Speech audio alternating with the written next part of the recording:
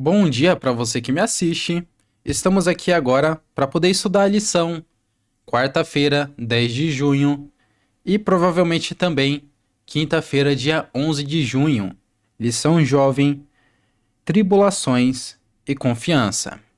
Antes de estar começando, vamos fazer uma oração que vai ser de bom grado aqui a gente está orando nesse momento. Tirar o capuz, fone de ouvido. Muito obrigado, Senhor, por mais um dia, por mais uma oportunidade de estar aqui para aprender um pouco mais da Sua palavra. Nós sabemos que não merecemos nada, que temos muito a melhorar, mas sabemos também que o Senhor é misericordioso e nos ajuda para que essa mudança possa acontecer o quanto antes possível.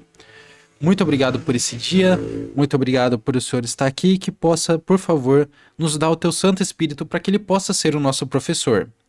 Muito obrigado por tudo, em nome de Jesus. Amém.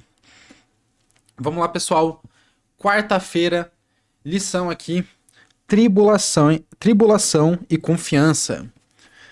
Vamos começar aqui na parte de quarta, onde a gente parou. E vamos aqui para o momento hipertexto.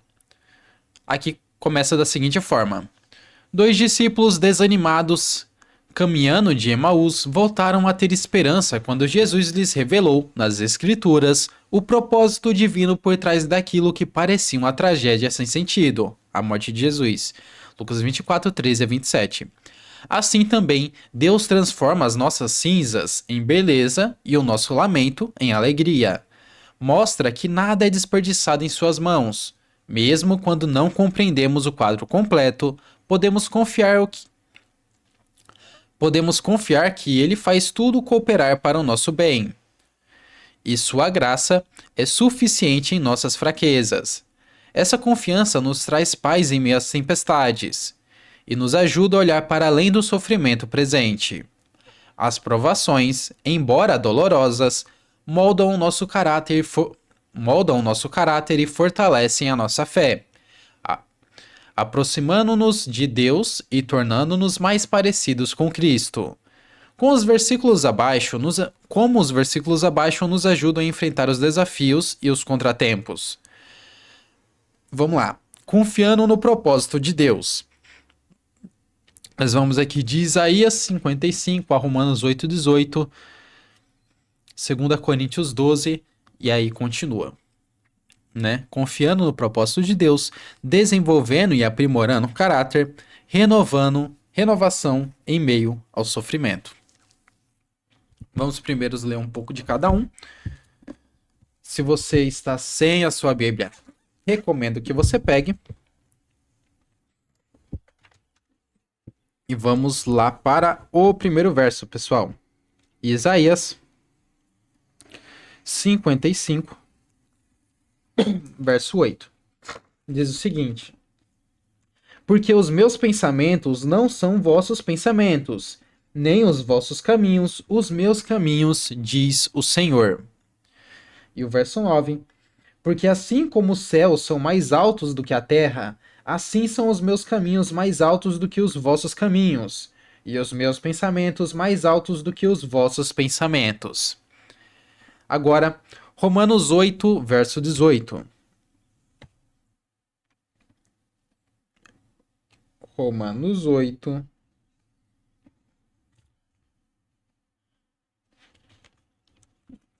verso 18. Diz o seguinte: porque para mim tenho por certo que as aflições desse tempo presente não são para comparar com a glória que em nós há de ser revelada. E o 28 também. E sabemos que todas as coisas contribuem juntamente para o bem daqueles que amam a Deus e daqueles que são chamados por seu decreto. Né? Vamos agora para 2 Coríntios 12, 9.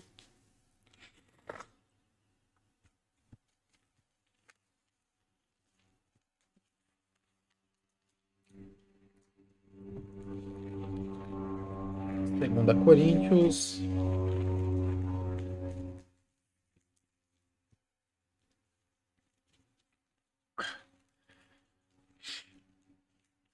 12, verso 9 diz o seguinte: 9 e 10.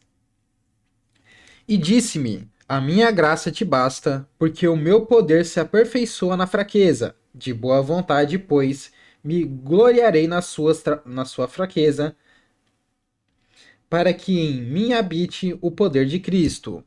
Pelo que sinto prazer nas fraquezas, nas injúrias, nas necessidades, nas perseguições, nas angústias por amor de Cristo, porque quando estou fraco, então sou forte. Esse verso aqui é espetacular, amigos. É na nossa fraqueza que a nossa força se aperfeiçoa porque estamos nele, porque confiamos na força dele, né? Isso é fantástico, né? E aqui embaixo não vai dar para a gente poder escrever, mas se a gente pudesse aqui falar, né, sobre tribulação, seria confiança, auxílio, talvez.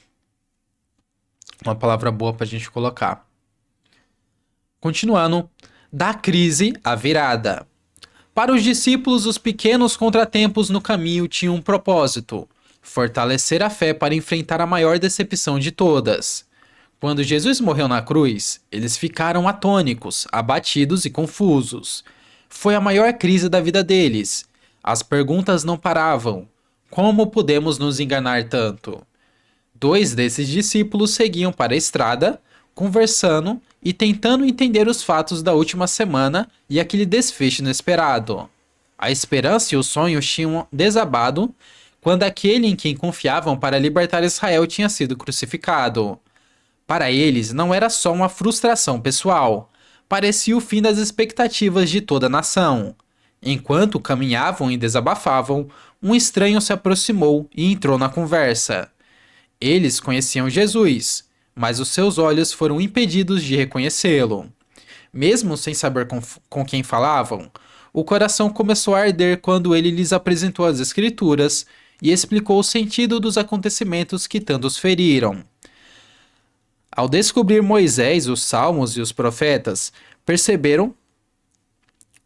Ao redescobrir Moisés, os Salmos e os profetas, perceberam que o que parecia sem sentido trágico, na verdade, fazia parte do plano de Deus, e levou tempo para enxergar, mas a crise era, na realidade, uma virada. Assim que seus olhos se abriram, os dois voltaram às pressas para Jerusalém para contar aos demais o que havia acontecido no caminho. E quando Jesus apareceu no meio deles, ficaram tomados de medo. Repare nas perguntas do Senhor: por que vocês estão assustados? E por que surgem dúvidas no coração de vocês? Essa é a mensagem de Jesus para nós hoje. Ele caminha ao nosso lado nos vales, mas nem sempre o reconhecemos. Esquecemos de que há muito mais história do que aquilo que enxergamos agora. Deixamos a aflição e a dúvida ocupar espaço no coração, como se a nossa vida estivesse segura em suas mãos. Lucas 24, verso 18. Vamos ler aqui rapidinho.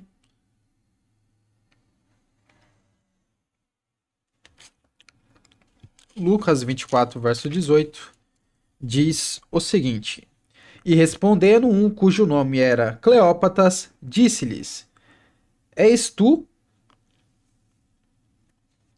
És tu só peregrino em Jerusalém e não sabes as coisas que têm sucedido nesses dias? Né? Aqui é quando Jesus de fato ele chega, e eles não entendem, né? Com Jesus, nossas maiores crises podem se transformar em grandes viradas. Nada do que parece inútil ou trágico pega Deus de surpresa. Em Cristo, a derrota se converte em vitória. Que absurdo, né, pessoal? Que mensagem pra gente hoje. Quais foram as maiores crises da sua vida? Quais lições você aprendeu por meio dessas experiências? Assim, quando nós falamos sobre crises, experiências e o quanto que isso fortalece a gente, acho que nós podemos chegar numa resposta em comum que todos nós aprendemos a depender mais de Deus. quando vem uma dificuldade, um problema, nós aprendemos a depender mais de Deus porque nós não conseguimos resolver. Se fosse algo tranquilo, algo fácil, algo superficial, algo que nós não precisássemos se preocupar tanto, seria, bem, mais um dia qualquer, né? Seria mais um dia comum, nós passaríamos, resolveríamos e pronto. Chegou o final do dia, vamos para o próximo. Agora, quando nós não conseguimos resolver, quando nós colocamos a nossa vida nas mãos de Deus e falamos, Senhor, eu não consigo, por favor, me ajuda, nos mostra que nós somos dependentes dele. E isso faz toda a diferença para a nossa vida espiritual. É por isso que, por mais que o dinheiro seja bom, é muito perigoso você colocar a sua esperança no dinheiro. A pessoa às vezes está doente e fala: Não, eu não vou me preocupar que eu estou doente, porque eu tenho dinheiro para pagar o melhor médico. Eu não vou me preocupar porque roubaram o meu celular, porque eu tenho dinheiro para comprar outra à vista. Entende? Agora, quando a pessoa ela não tem essa condição, o que ela faz? Joelho no chão. Então, assim, não estou falando que é pecado ser rico, longe disso daí, mas é de extrema importância a gente entender a nossa dependência. Por mais que aparentemente você olhe para uma situação e acredite que você consegue resolver sozinho, entende? Porque pode até parecer que você consegue resolver sozinho e tudo apontar para isso. Mas quando você olha com os olhos espirituais, você vê que até no certo é Deus que está te ajudando. Se hoje você acordou com vida e saúde, é porque Deus te ajudou. É porque a misericórdia de Deus caiu sobre você, sobre mim. Se eu não tenho nenhum problema de saúde, não é porque eu tenho uma boa alimentação, não é porque eu faço exercício todos os dias, não é porque eu tive a sorte de ter um organismo mais forte, dizendo assim. Não. É porque Deus, na sua infinita misericórdia, me deu essa oportunidade. E quando eu coloco todas as tribulações que aparecem, por menores ou maiores que seja, como algo que eu devo resolver e que eu consigo resolver, eu me decepciono. E até quando essas coisas se resolvem, eu estou sendo enganado. Porque quem me ajudou de fato foi Deus, mesmo que eu não reconhecesse. Deus ajuda todos nós, desde pessoas que estão lá na igreja fazendo certinho, desde as pessoas que estão lendo a Bíblia e indo para a igreja, mas fazendo tudo errado, até pessoas, por incrível que pareça, que estão no mundão afora, que não estão nem aí, que estão seguindo a vida de qualquer jeito. Até essas pessoas Deus ajuda. Mas você se pergunte, até o ladrão, até o assassino? Sim, Deus ele ajuda e pela misericórdia dele que Satanás está vivo hoje. Né? Deus não vai ajudar Satanás a fazer maldade, mas vocês me entenderam. Ele ajuda no ponto de vista de que se Deus ele quisesse, se não fosse pela vontade dele, Satanás, o nosso inimigo, já estaria morto há muito tempo. Já teria deixado de existir há muito tempo. Então, assim, o sol brilha sobre justos e injustos e Deus nos ajuda e nós devemos entender que é só por meio dele que vamos conseguir vencer as crises da vida. E que, por meio dessas crises, nossa experiência, nossa vida espiritual, nosso relacionamento se fortalece com ele. Enfim, foi muito bom estudar mais um pouquinho. E agora, para poder finalizar, peço que você possa estar me acompanhando para a gente fazer uma oração. Tirar fone de ouvido, tirar capuz mais uma vez. Tá meio frio aqui em São Paulo, mas principalmente agora cedo, né? 7h30 da manhã, 7h40. Mas pela graça de Deus estamos aqui. Muito obrigado, Senhor, por mais um dia e por mais essa oportunidade de estar estudando aqui a lição.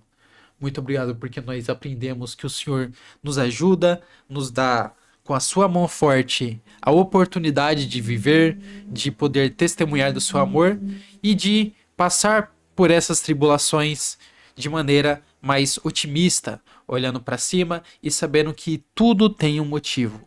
Que o Senhor possa estar conosco nesse restante de dia e me ajudando e ajudando a cada um de nós, os nossos familiares.